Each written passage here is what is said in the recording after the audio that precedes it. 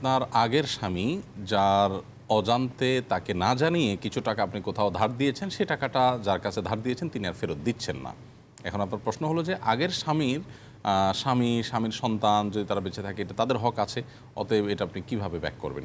এর উত্তর হলো যে যেহেতু এই টাকাটা আপনি ধার দিয়েছেন, টাকাটা আপনার কাছে নেই, আরেকজনের কাছে আছে, যার কাছে আছে দায়টা মূলত তার উপরে বর্তাবে, অর্থাৎ সে এখানে অপরাধী। আর আপনার এখানে দায় যতটুকু, সেটা হলো আপনি স্বামীকে না জিজ্ঞেস করে, না জেনে তাকে না বলে আপনি দিয়েছেন। এই না বলে দেওয়াটা আপনার অন্যায় হয়েছে, এই জন্য আপনার আল্লাহর কাছে মাপ চাইতে হবে। স্বামী যদি বেঁচে থাকে তাহলে তার সাথে যোগাযোগ করে তার কাছে এর দায় মুক্তি নেবেন। আর টাকার যে দায়টা, এটা পাওনাদারের উপরে বর্তাবে, যেহেতু টাকাটা আপনার কাছে নাই, পাওনাদারের কাছে আছে। তবে আপনার শেষ মুহূর্ত পর্যন্ত চেষ্টা থাকা উচিত টাকাটা আপনি আদায় করে স্বামী বেঁচে থাকলে তার কাছে, তিনি বেঁচে না থাকলে তার ওয়ারিস হিসাবে আপনার একটা হিস্সা আছে এবং সন্তানদের একটা হিস্সা আছে। অবশ্য যদি বিবাহ বিচ্ছেদ তার মৃত্যুর আগে হয়ে থাকে তাহলে আপনার হিস্সা নাই, সন্তানদের হিস্সা আছে, তাহলে সেক্ষেত্রে তাদেরকে ব্যাক করে দিবেন যদি আদায় করতে পারেন।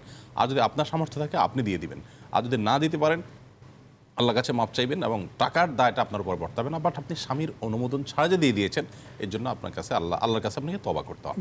আর দ্বিতীয় প্রশ্নের উত্তর হলো যে আপনি কারোর প্রতি ব্যবহার খারাপ করেছেন, কোনো অধিকার নষ্ট করেছেন, এখন তার সে বেঁচে নাই অথবা তার কেউ বেঁচে নাই, কী করবেন? উত্তর হলো এই জাতীয় ক্ষেত্রে ওই ব্যক্তির জন্য আল্লাহর কাছে মাফ চাইবেন, আল্লাহ তাকে আপনি মাফ করে দিন, তার জন্য তার শুভাকাঙ্ক্ষী হবেন, তার জন্য দোয়া করবেন, সম্ভব হলে তার পক্ষ থেকে কিছু সাদাকা করে দিবেন এবং আল্লাহর কাছে মাফ চাইবেন যে আল্লাহ তুমি আমাকে এখান থেকে উদ্ধার করো। কিয়ামতের ময়দানে এরকম পাওনাদারের কাছ থেকে আল্লাহ তাআলা কোনো বান্দাকে তার নেকামলের কারণে মুক্ত করবেন। ওই পাওনাদারকে আল্লাহ তাআলা নেগোসিয়েশন করে আপনার থেকে দায়মুক্ত আপনাকে করে দেবে ইনশাআল্লাহ তাআলা।